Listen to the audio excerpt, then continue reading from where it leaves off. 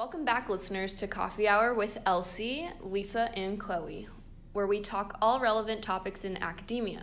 And for those who don't know, I'm Lisa Hussey, a senior at the University of San Diego. Hi everyone, I'm Chloe Leclair, and I'm a senior at USD. Thanks again for tuning in for Coffee Hour with Elsie. All right, listeners, so to set up a picture for all of you, we're both sitting comfortably on my couch with a cup of steaming hot coffee in front of us. The weather is nice and cold out, and Chloe, do you want to tell our listeners what the relevant topic in academia we are discussing today? Drumroll, please. Indigenous narratives in film. Oh my gosh, I'm so excited. Chloe, can you explain to our listeners what that encompasses? Of course.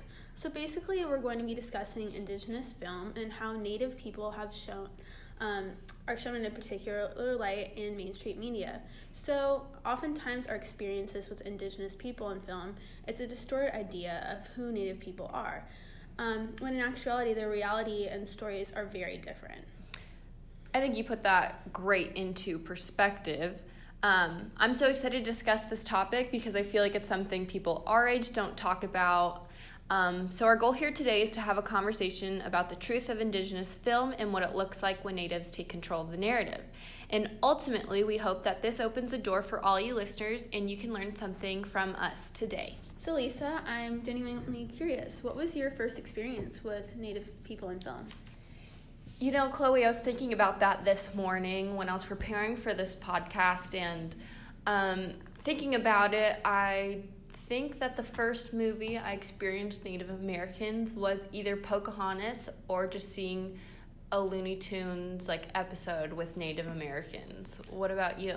Definitely. I think, Indian in the Cupboard or, Night at the Museum. And we see very, stereotyped representations of Native people. And I think that in Pocahontas, for me, I looked up to Pocahontas and thought of her as someone I wanted to be like.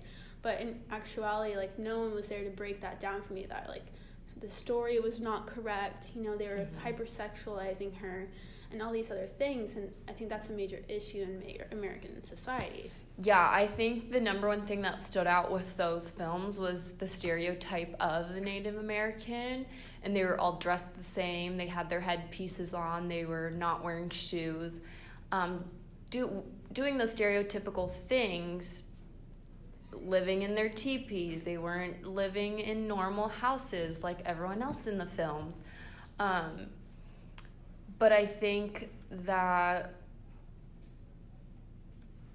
I don't know, as 6-7-year-olds or however old we were when we watched it, we had no idea what this meant because we thought that's what the accurate representation of them was. Definitely, and I think that the problem with that too is that it keeps Native people in the past. It continues this issue of erasure and the silencing of Native people, when in actuality this is a thriving, living community of people who want their true stories told and their experience exposed to the United States, and that way we can really have a better understanding of who they are as people, not just as Native, their culture, but also just them as individuals. Yeah. And so I think that's just something that's super important. And I think that since you and I are in this class called Indigenous Film and Media with Dr. Hinzo at USD. Shout out Dr. Hinzo. Shout out Dr. Hinzo for a great class. Yeah, so she's really created a great opportunity for us to be exposed to the truths of what Indigenous film really is and diving into who Native people are today. Yeah, I also would say that at the very beginning of the semester, I think it was our first class, we watched the smiling videos of Native Americans, and I think that kind of just set the tone of what our class is going to be like for the semester. And it's kind of just Native Americans are our next door neighbors. They're not forgotten. They're not in the past. They're here and flourishing in our community like all of us. Definitely. And I think another great thing is that a lot of these films that Native people are involved in and they're producing and they're acting in, there are opportunities for them to revitalize their culture, and expose that. And that's really valuable. And I think that that's something that this class, is able to do, is it, pushes these works out to people who probably wouldn't have seen them otherwise, and then encourages us to also go out and, share the information we've learned in class with people we know and encourage people to watch these films and then evaluate things in our daily lives.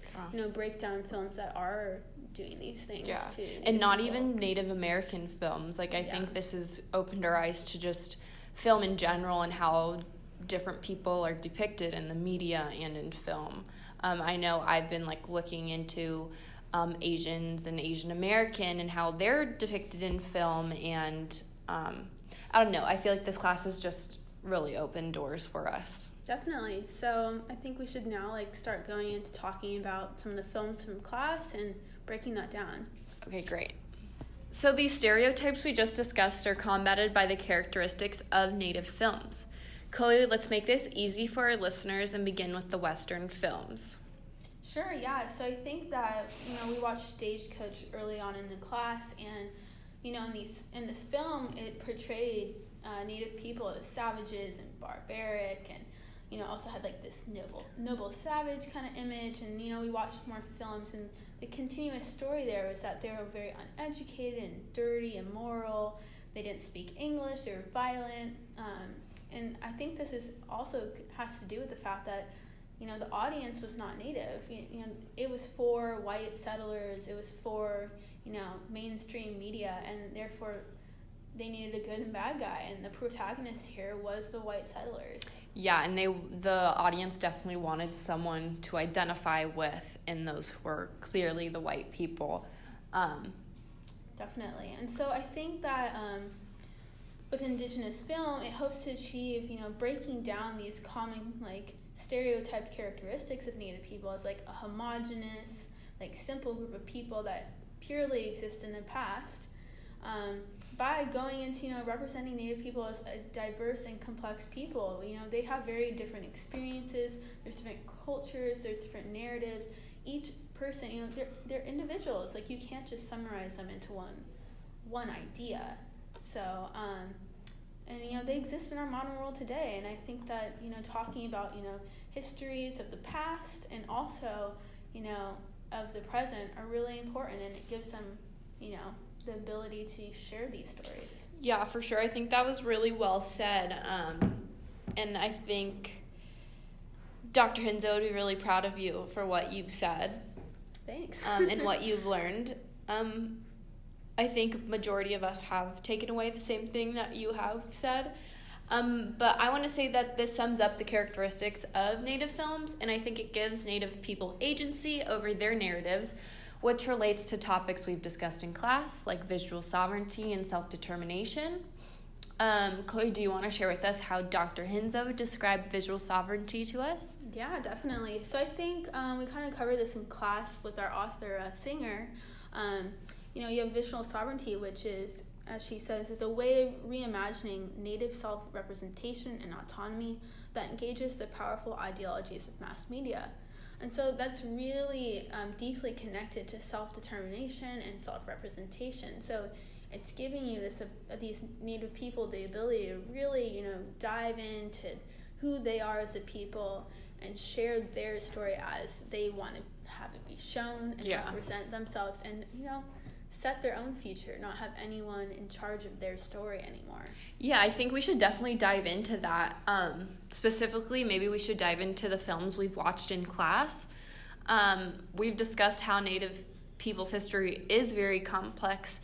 Do you want to talk about the movie The Fast Runner? And for those of you guys who are unaware of what The Fast Runner is, it's an Indigenous film that brings an Inuit traditional oral story to life. Definitely. So, Fast Runner is the first ever Inuit-made feature film. It actually employed around 60 Inuit people. They used around 10 elders to, gather this oral tradition, and then 5 writers to compile it and create the screenplay. And then it did really well. It was a winner at the Cannes Film Festival, the Toronto International Film Festival, and then there was 11 other awards. So it did really well.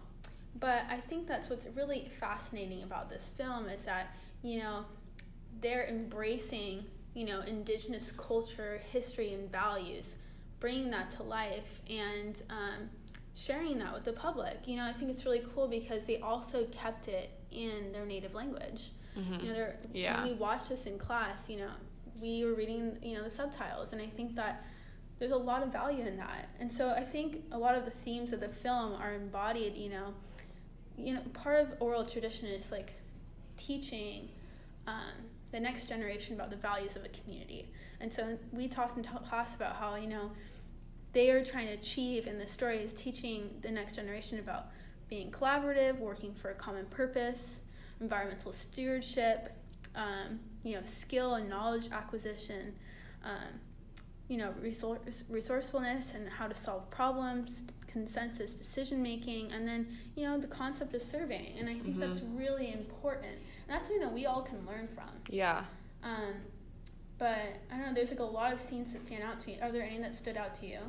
Yeah, I think it's the part when the naked man is barefoot and running across the ice or the snow.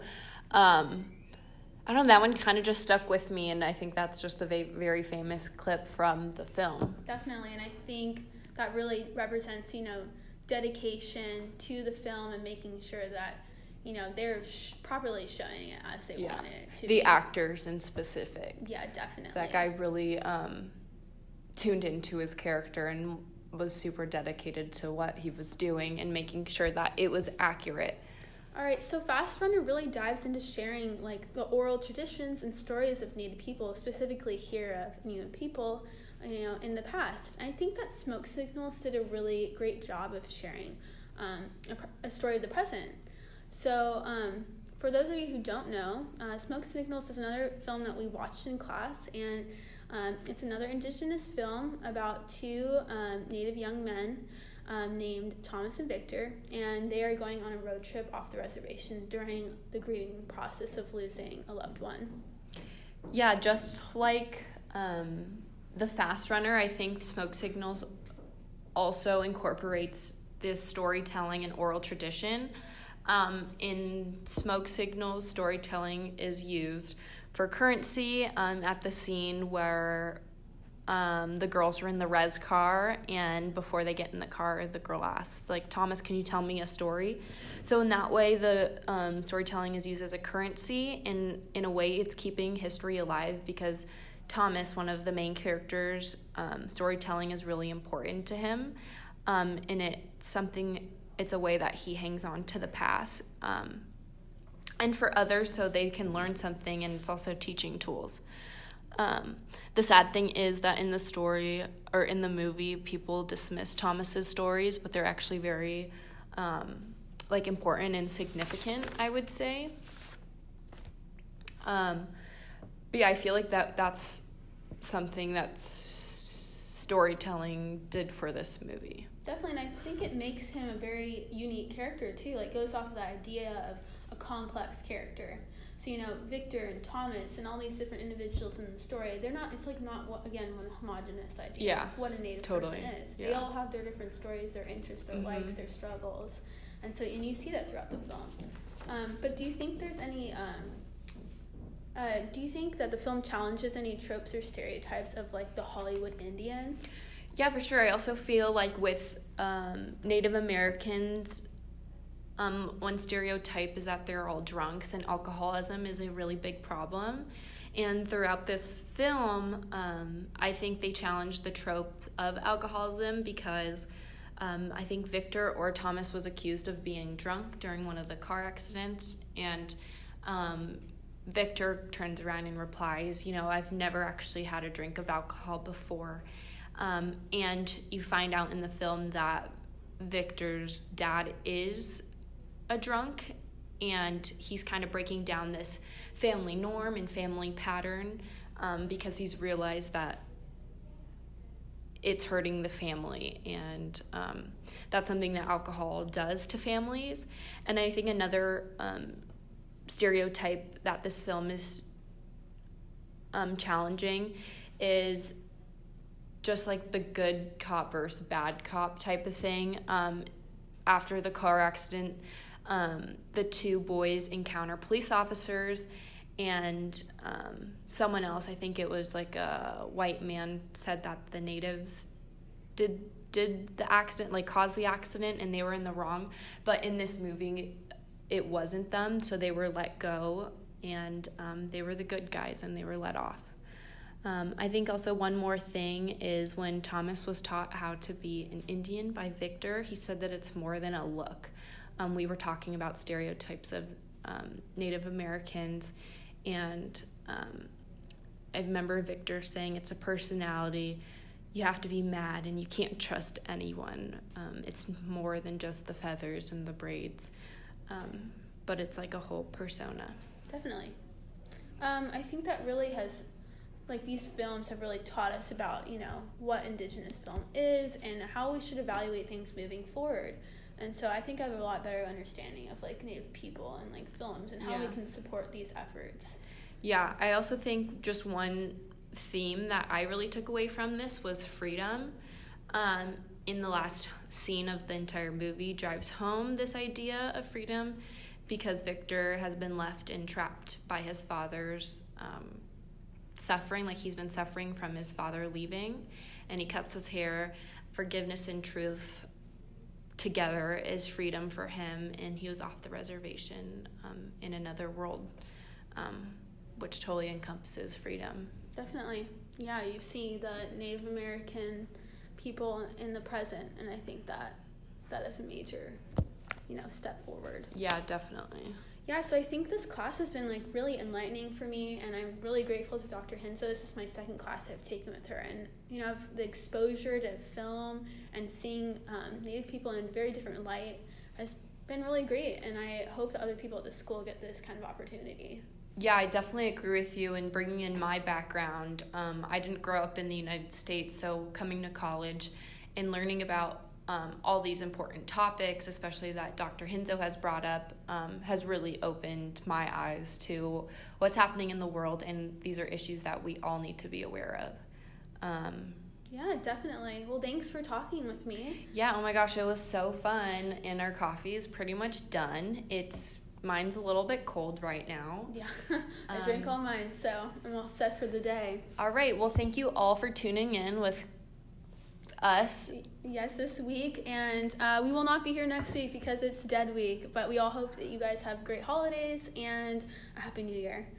Thanks so much. This Bye. is Coffee Hour with LC. Thank you. Signing out, Lisa Hussey and Chloe.